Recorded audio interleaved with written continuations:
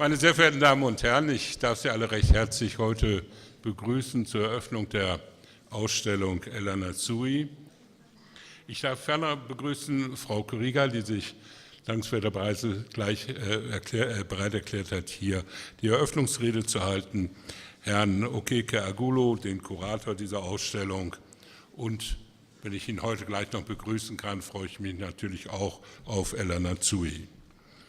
Es macht mir eine große Freude, Ihnen heute diese beeindruckende Ausstellung von Anatsui zu eröffnen. Sie setzt Maßstäbe und war ein Mammutprojekt. Sie ist die bisher größte Ausstellung Anatsuis und zeigt einen Überblick über alle seine Medien, in denen er in seiner 50-jährigen Karriere gearbeitet hat.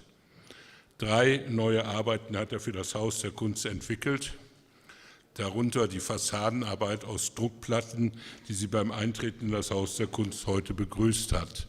In der Tat eine Mammutaufgabe auch für das Haus, und ich darf hier zwischendurch mich bei allen bedanken, die ja im Grunde genommen bis gestern an dieser Fassade für viele Wochen gearbeitet haben.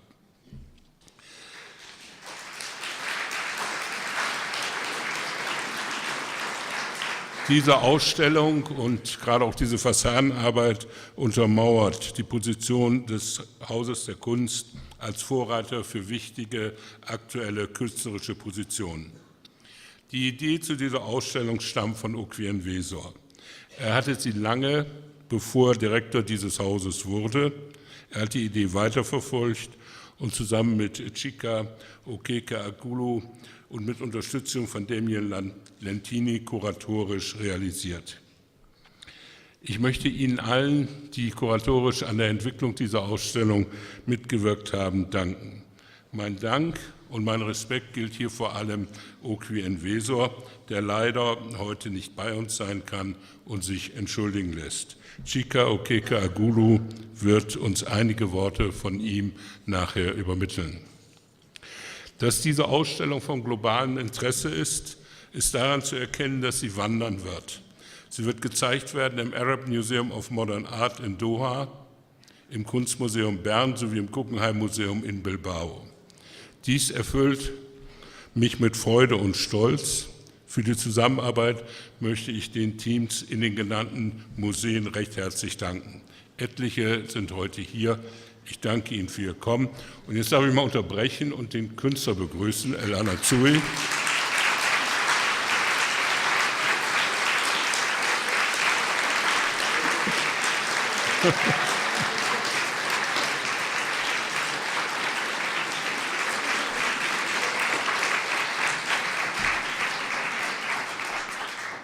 Ohne finanzielle Unterstützung von vielfältiger Seite wäre dieses Projekt nicht möglich gewesen.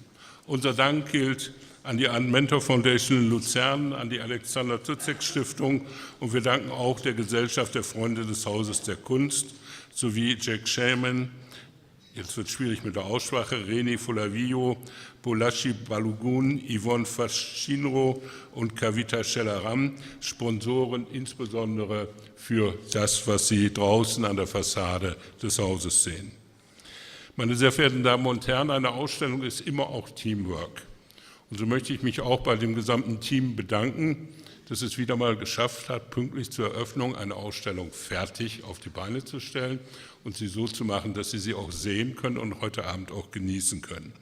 Ich bedanke mich bei dem Team des Hauses, ich bedanke mich bei dem Team von Anatsui und ich möchte mich ganz besonders bei Lentini bedanken, der hier für das Haus die Arbeiten um die Ausstellung und vor allen Dingen, ich weiß, wir hatten viele Diskussionen darüber, um die Fassadenarbeit geleitet hat. Vielen Dank, Lentini, für Ihre Arbeit.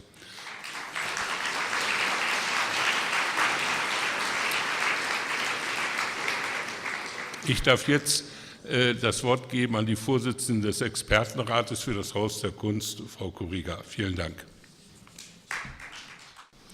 Dear Chika Okeke-Agulu, meine sehr verehrten Damen und Herren, es ist für den Künstler, den wir hier heute mit seiner sehr bedeutenden großen Ausstellung feiern dürfen, Anatsui, bestimmt ein bewegender und wichtiger Moment in diesem Haus, seine Arbeiten vorstellen zu dürfen. Okeke-Agulu, der ehemalige Direktor sowie Initiant und Co-Kurator dieser großen Werkschau, ist mit dem Künstler seit den 80er Jahren, also seit gut 30 Jahren, freundschaftlich verbunden. Und die beiden haben über die Jahrzehnte hinweg immer wieder zusammengearbeitet und so einen für beide sehr fruchtbaren Austausch gepflegt. Anatsui, dessen großartige, räumliche, komplexe und ausgreifenden Werke hier nun in überwältigender Weise zu sehen sind, ist ein Meister der alchemistischen Transformation. Seine Energie ist die Sorgfalt und das schöpferische Handwerk, die seinem Material die große poetische und metaphorische Kraft verleihen. Diesen bewegten Häuten, Vorhängen, Wellenformationen aus dem hinfälligsten Material mit all den Gebrauchsspuren unserer Konsumwelt. Hier werden uralte Traditionen und Bräuche mit der Welt des hyperinvasiven Industrieprodukts buchstäblich verknüpft. Nun sind wir sehr betrübt, dass diese fantastische Ausstellung, wie wir gehört haben, nun leider ohne die Präsenz von Okeke-Agulu eröffnet werden muss. Dieser heutige Anlass der Vernissage war und ist zugleich als eine festliche Feier und eine Würdigung geplant worden, jener Arbeit, die Okeke hier in München geleistet hat. Und die soll auch so bleiben. Und so will ich gleich in medias res vorstoßen und auf seine herausragende Tätigkeit als Kurator, als Kunstvermittler und Forscher hinweisen, auf das, was er hier in München erreicht hat, auf all die vielfältigen und gewichtigen künstlerischen Ereignisse, die vielen Aktivitäten und Anregungen, die großen und kleinen Auftritte, die er ermöglicht und gestaltet hat. Sie strahlen weit aus und wirken nach. Mit großer Anziehungskraft wurde hier das vollzogen, was mit dem Logo der Institution und dem in ihm versteckten Slogan Stretch Your View aufs Beste charakterisiert wird. Das Erweitern, das Öffnen der Perspektiven, das nun für immer hier im Haus der Kunst München, aber noch viel mehr auch in die neuere Kunstgeschichte eingeschrieben worden ist. Ja, hier im Hause selber sprechen die Kuratorinnen und der Kurator von den weitläufigen Beziehungen, die geknüpft wurden in diesen Jahren, die vielen spannenden Besuche aus aller Welt, die auch ganz unverhoffterweise die Runde beglückten. Es genügt, die vorbildliche Website anzusehen, die zugleich ein sprechendes, lebendiges Archiv ist, weil hier auch so viele ganz unterschiedliche Persönlichkeiten zu Wort kommen. Ganz klar, Okeke-Agulu hat Münchens kulturelles Leben weitreichend bereichert mit seinem Programm.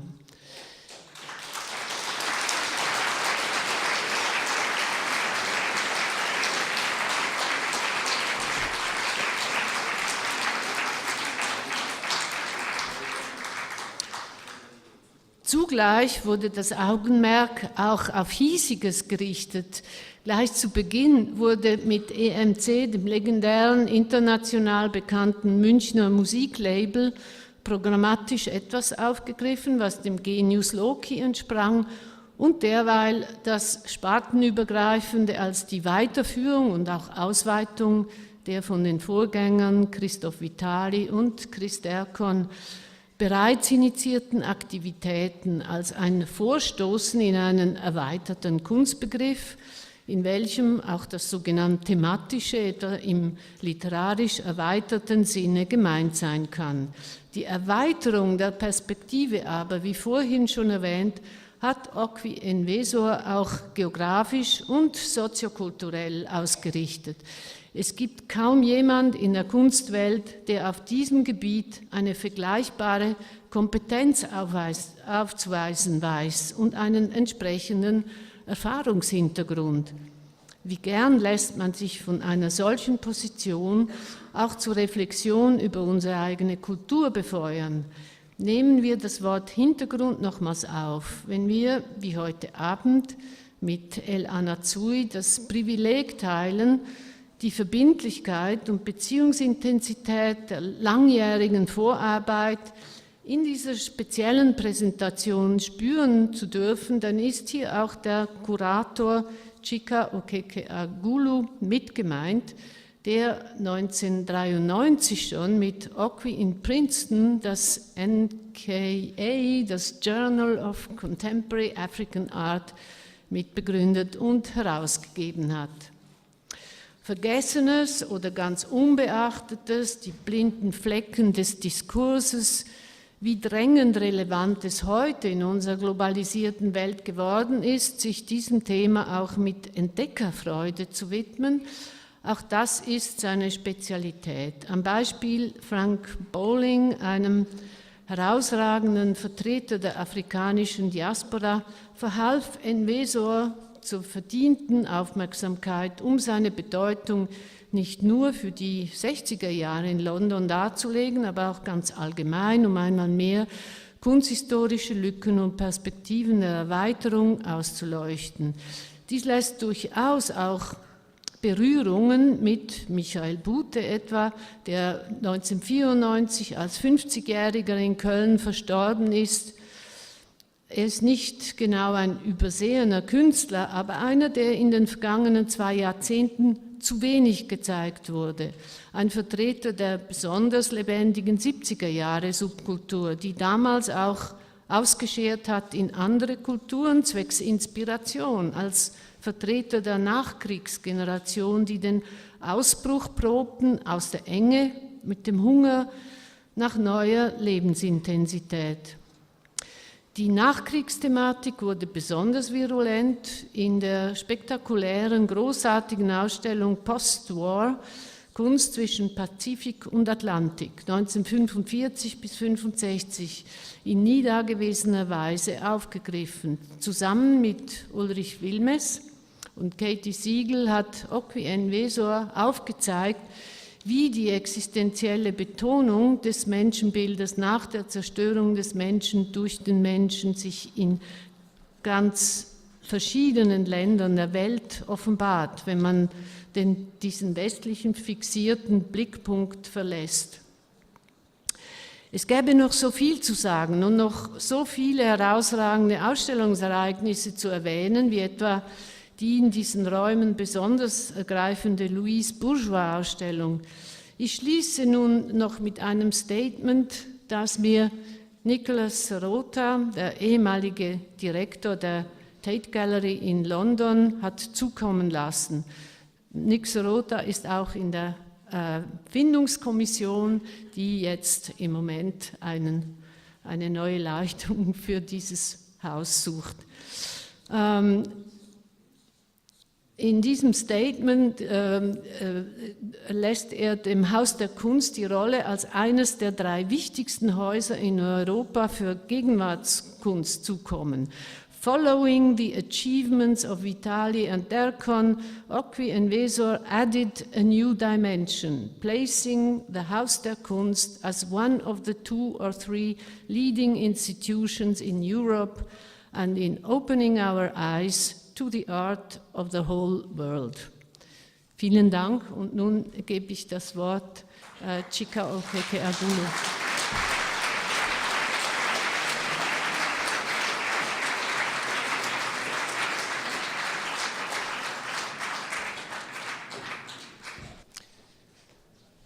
You're welcome to this event. It's with a great pleasure, but also with a burden in my heart, that I stand here this evening to welcome you all to what Okwi and I believe is a tremendous exhibition. I say a heavy burden in my heart because I and Okwi imagined that both of us will be standing here this evening speaking to you all. But as you know, he's unable to be here with us. But he is in spirit with us. So if you're listening, we're having a good show.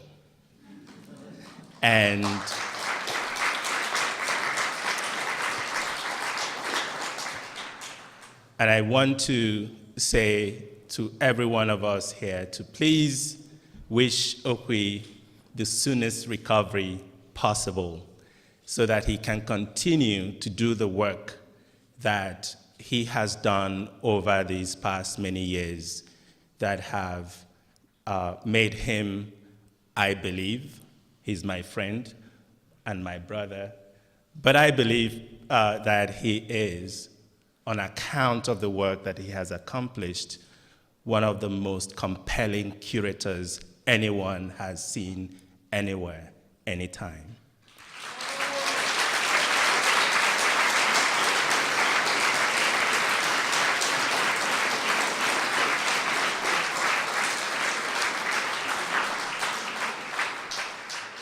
And so it is an honor for me personally to have known Okwe for the most part of our lives and to have worked with him on so many projects. This particular exhibition, Anatsui Triumphant Scale, is, I think, a summation of the projects that we started and dreamed of since the early 1990s. And there's a reason why this exhibition is so important to Okwe and I. When he started the journal Nka, Contemporary African Art, in 1993, and he called a number of us, friends, brothers, on the continent and elsewhere, and said, we've got to change the way things are done.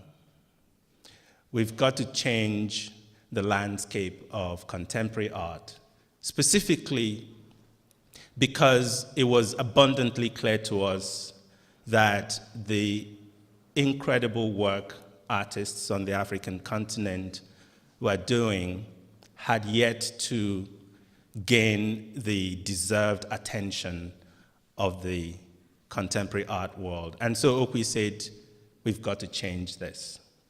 And that's what begat the journal that in many ways has underwritten the successes, the trials, the failures that have marked our careers from then on.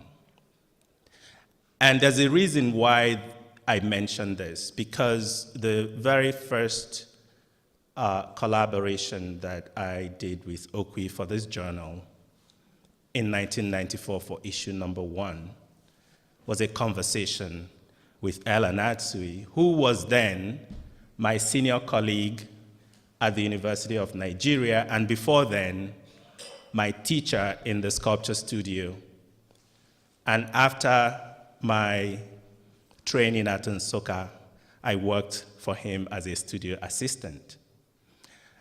And so, looking back at these many years, and the ways that Okwe and I and Salah Hassan and Ologwibe and so many others who have collaborated in various projects, to see how far we have come.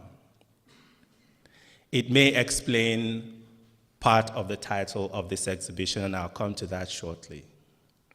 But it's important to emphasize this point, that in conceiving this exhibition many years ago, long before Okwe came to Haus the Kunst, it was clear to us that Anatsui had developed a career over several decades and was redefining the languages of sculpture.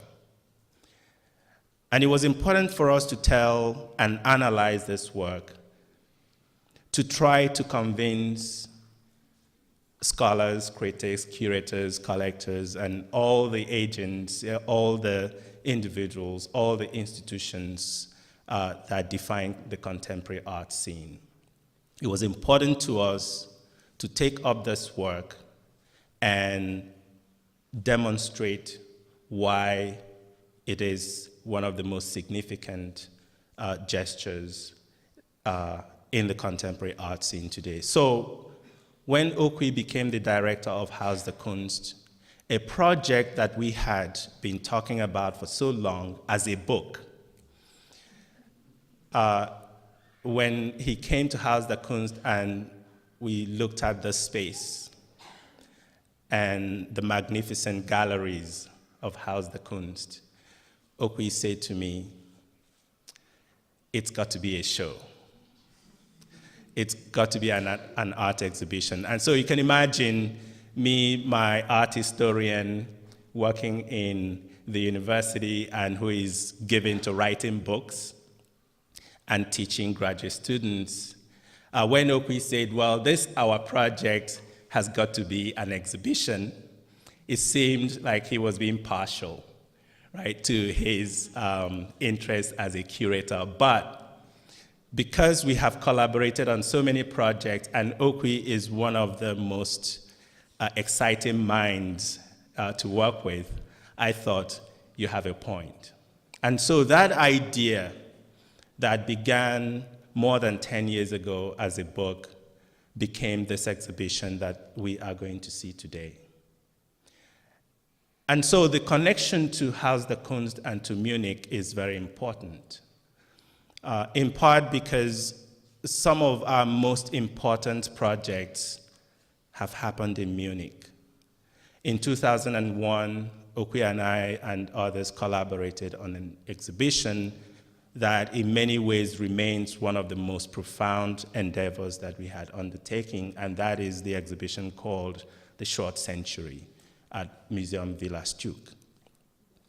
And that was a group exhibition, a biography of a continent in the 50 years of its life, post-1945. And so to see how far we have come as scholars and as curators, to recognize the fact that it was time to do that thing that we had been dreaming about, and which the architecture and the spaces of the Haus der Kunst recommended that it was time to take up this project, Anatsui's work, and make a show of it. And so that's why when we decided on calling this exhibition Triumphant Scale, it's important to understand what we meant and what we mean by that. Triumphant in that title has more to do with the journey of artists like Anatsui, who had worked for so long, acknowledged by a few, but not by the many, as the work deserved.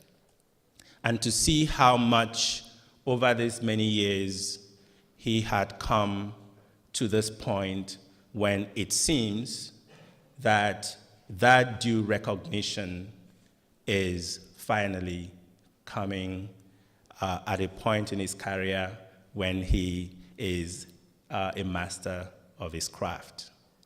And so in calling it triumphant, it is to acknowledge this journey that he has undertaken with his work as a sculptor. But it's also important to mention the fact that in thinking about scale, in the way that we think of this exhibition, that it's not simply a matter of size or the dimensions of his so-called bottle cap sculptures, but it's an argument.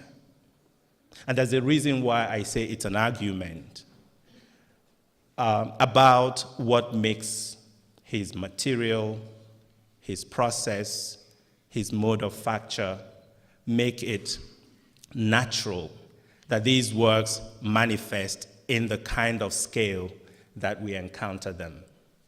Because it is impossible, given the material that he works with and the way that he works these materials, to imagine them in any other scale but what you might think of as the triumphant scale. And so in thinking about the title of this exhibition is a commentary about the journey of the artist, but it's also a recognition of what he has done with his material, with his studio processes, and the way that the work of the imagination can triumph regardless of where in the world it is coming from. And so finally, I must say that it is such an honor to have known Anatsui as a student when I was paying tuition many years ago at the University of Nigeria in Nsukka, and to finally, through the arc of my career, to come to a point when I have come back to be a student of his work. And I think that for Okwe and I, there is no better way of saying it's been a good run to Munich and to Haus der Kunst than by presenting in ways that we are tremendously proud of the work of an artist we admire so much in this museum at this time. And I hope that you all will have a tremendous experience and enjoy with us the pleasure of getting to know Anatsui's work. Thank you.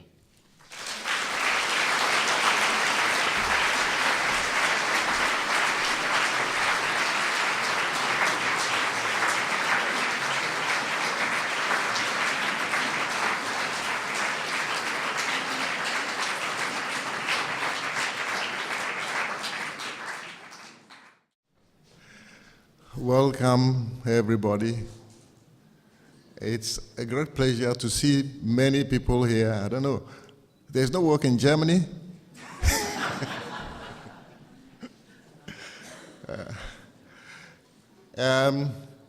Standing here today and being aware that this is Munich in Germany, I want to start my one or two sentences with the fact that in art school, I had there were many teachers or lecturers, we call them lecturers, but I had two that I want to mention today. And one of them is one Müller Stack, and the other is George von Stoker. Müller Stack was teaching metal work. Well, not the kind of metal I work with these days, but more precious ones like copper and the rest. You know, normally in product design, you know, and Stoker was in sculpture. And well, in the school, we had to be taken through all the departments of the institution so that we get to know all of them before we make a decision what to do. And I remember that Müller Stack had a fairly small studio, and therefore had to hand pick people to work with or to teach. And I was lucky that he picked me as one of those lucky people to come and do metal work. More precious metal than what I'm working with now. And I remember that it was an interesting thing because it involved a lot of being very attentive and, you know, having good timing, because there was a process that he thought like annealing, how to make metal soft to work with, you know, where you use fire to heat it up to a certain point. Your eyes have to be really well attuned to when it is hot enough to stop heating. You know, and I remember that one of the things that made it very difficult for me over there was the fact that I was all the time burning holes in the copper sheet, you know? Which means I wasn't a very attentive person. And so when it came time for us to select our areas to major in, I did not select metal work. because I saw that I wasn't doing it according to the rules, and I opted for sculpture. And so I had to study with George von Stoker, and I saw that sculpture, as against metalwork, had this freedom that was what I desired. So that's how I ended up being a sculptor. And I selected sculpture over other areas because I reckoned that within sculpture you would have all the other areas that one can think about, as I've been able to do with my current practice. Within it, you can engage the problems that painters, for instance, are grappling with. You can grapple with color in sculpture, and you can grapple with other things like weaving and all those things, which textiles people would be doing. You can grapple with forms, like people in ceramics and sculpture as well do, and so many other areas. So I unconsciously selected sculpture. And being the fact that in school we were introduced to painting, we've been painting all along, from drawing to painting, and so I was kind of looking for something new as well. And sculpture, which wasn't the area that we had been exposed to much, came in handy. And I dare say I haven't regretted that fact, that I selected it as the area to major in. And also the other thing I want to mention is the fact that, in art school, we were kind of treated like special people, and we had material and everything was provided for us. And I remember that in sculpture, the material that we worked with mostly was plaster of Paris and clay, and concrete, this media that you have to spend some money on. And we worked a lot with plaster of Paris. So when I came out of art school, I reckoned, number one, plaster of Paris is not available anywhere else except in the art school shop. So there's no way that I was going to work with plaster of Paris, and therefore I had to start thinking anew. And the thinking anew didn't have to go too far, because I reckoned that in art history, we read that artists in the caves in those days worked with what was available to them. Yeah, they worked with stones and worked with, drawings on the cave walls and other things. So I said, okay, let me take a lesson from art history. Don't work with anything except what is available around you. If it's not available, don't work with it. That way, then you have the freedom and the freedom to really play, because the element of play is very important for art. In fact, I think it's so important that it shouldn't be for only art, it should be for everything, It's something that we think belongs to children only. But I dare say, as adults, when we leave play and want to be serious, then we put a lot of stress on ourselves. So the element of play is one of the things that I value very much. And you can't be playing if whatever you have to play with is not available. if it's not in plentiful supply. And so that's how my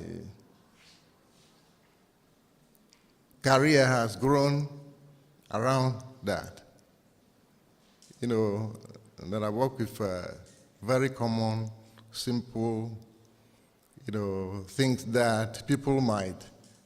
You're even lucky if people throw it away and you can collect it free of charge and breathe new life into it, you know. So that is what I have done right from the time I left art school. And that is what most of the works that are on show here are about. They are not about any precious material, because once you bring up, I can't imagine that I'll go to to see any artwork made with gold. No, I wouldn't go because I wouldn't think that there would be anything that gold can do which wouldn't be better done or more effectively done by a common metal or object, or, you know. Yeah, it was great for me. This is the first time that I have, during the installation of my works, been present. I've been here for 2 weeks, and for the first time I've seen that people who have collected my works, you know, have developed different ways of handling, different ways of installing, and different ways of creasing, you know, them, which is a very good lesson for me to carry, because when I work with this kind of artwork, which I call the artwork of indeterminate shape, you know, if the shape is indeterminate, it means that anybody who is handling it has an opportunity to give it shape, you know. And I've seen people do very interesting things with the forms that I've provided, and which also teach me, you know, the work that I do and everything about it gets me learning things every now and then, you know. And I'm grateful to people for the opportunity of me having to learn from them, you know. It is.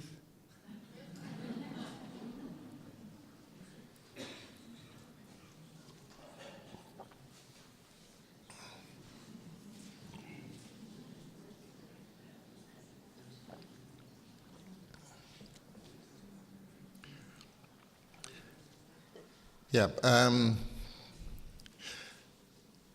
I think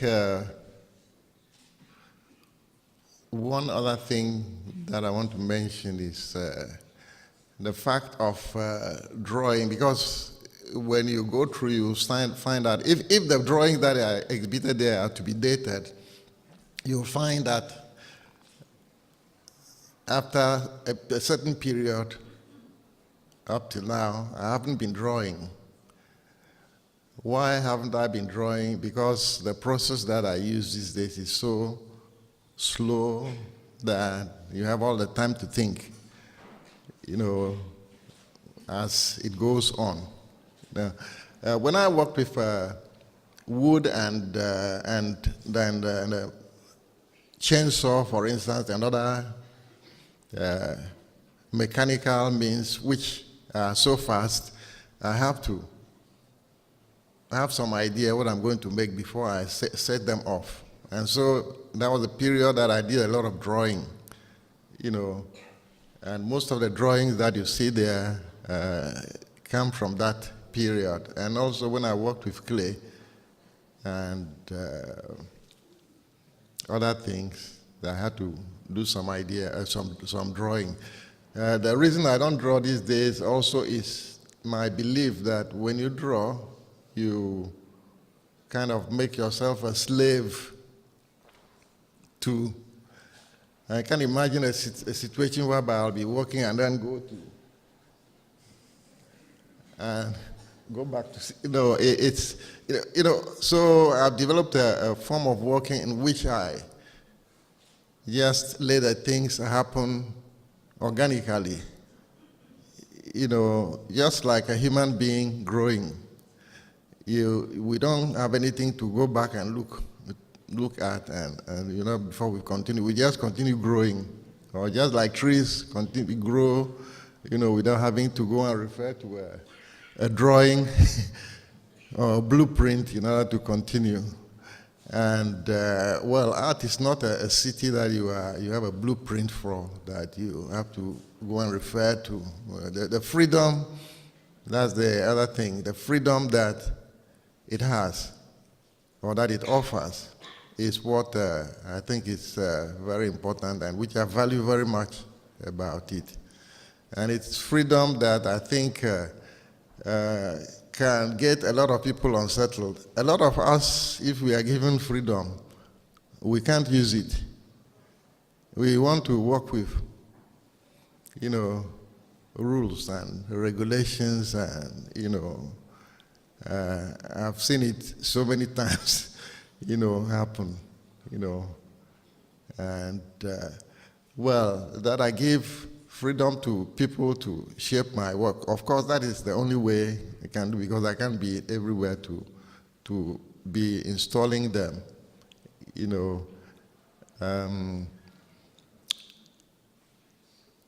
I think at this point I want to thank so many people who have worked with me at so many times, on these pieces that are here. My studio manager is here. I don't know if he's anywhere around here. Okay, yeah, he's there, and my personal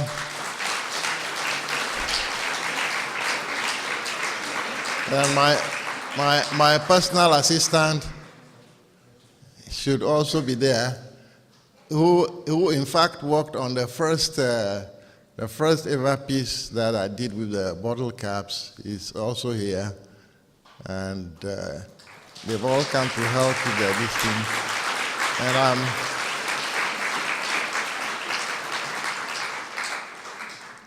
And I want to express my great gratitude to the installation team that worked here on these pieces, especially the people from who worked on the facade. It was a very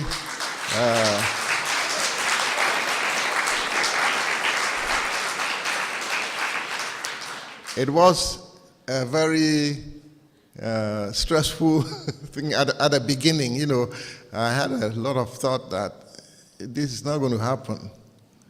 And then one day I visited and had an interaction with them.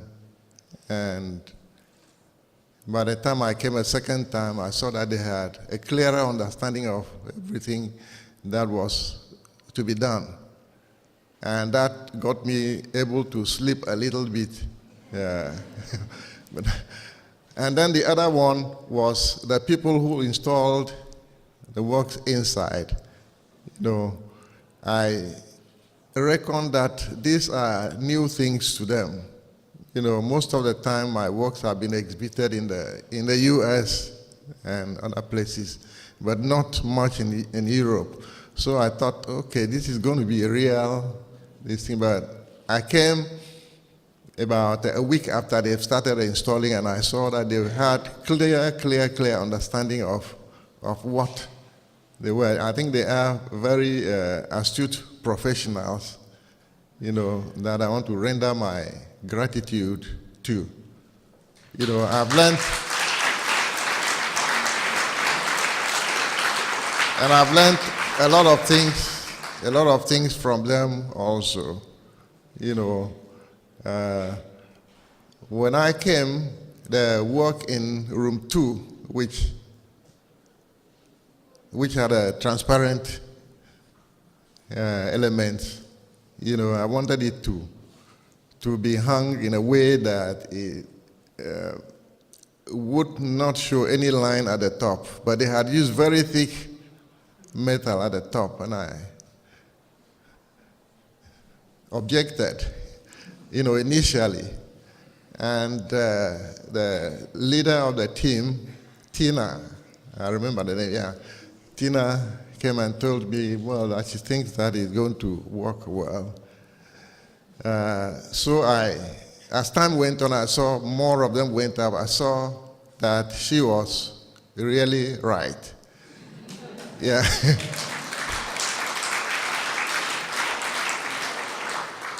Because the drawing that I sent for them to work with was better represented at the top than at the bottom, you know. So I've learned a lesson from it. I think going to assist me in thinking about how to hang these works in subsequent places, you know. So that's how I learned from so many people at the time. Okay, at this point I want to thank you all once more for coming.